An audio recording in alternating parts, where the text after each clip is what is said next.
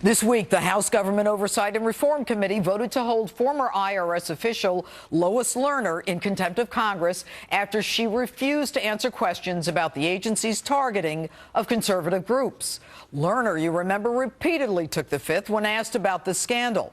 Republicans say she waived that right by giving a statement claiming her innocence. Lerner's attorney and Democrats say the contempt charges just won't hold up.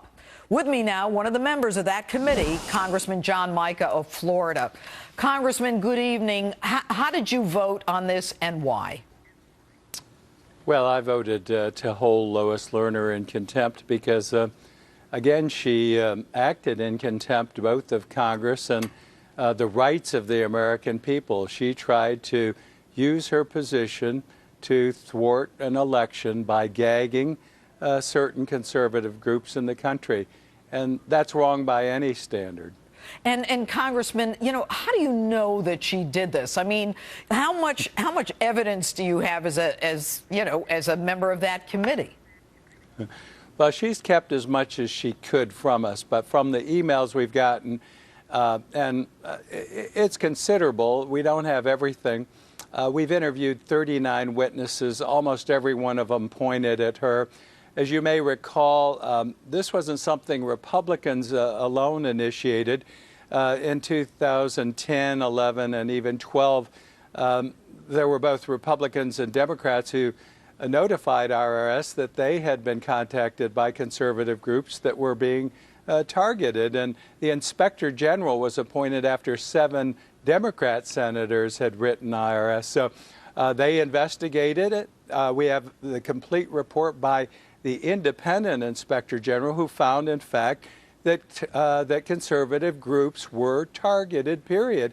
Now, when this report was coming out, just prior to that, she spoke to the ABA group, and she put on a Hollywood performance, throwing, it was said at the time, throwing under bus the IRS workers in Cincinnati where they processed this. But we also heard testimony from the head of the group in Cincinnati, the IRS chief employer out there, who said she not only threw us under the bus, it was more like throwing us under a convoy of Mack trucks.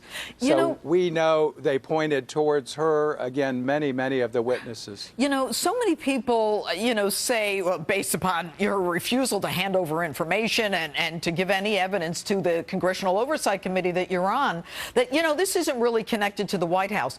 Not that we know it is or isn't, but does that matter? Isn't the issue whether or not someone in our government is using their political agenda to investigate and stop the free speech rights of other people? Well, that's the major point here. And if it was liberal groups, I think the other side would be howling. This is a very serious matter because she tried to use her position to gag one political group, conservative group, she targeted to close them down prior to the 2012 elections. We have an email from someone else, even on Election Day, that was sent by her that she was successful in doing this. So there is a trail. She, again, has thwarted the committee. We've offered her 2 times to come before us and testify. Both times she's taken the fifth, although on the first time she opened with 17 points of stating her innocence in the matter. That's not the way this process works. Let me say this, Congressman, as a former district attorney and judge, you can't do that. Once you claim your innocence, then you've waived the Fifth Amendment. But Congressman Mica, thank you so much for being with us. I'm sorry, I've lost audio here. It's okay. Thank you, Congressman.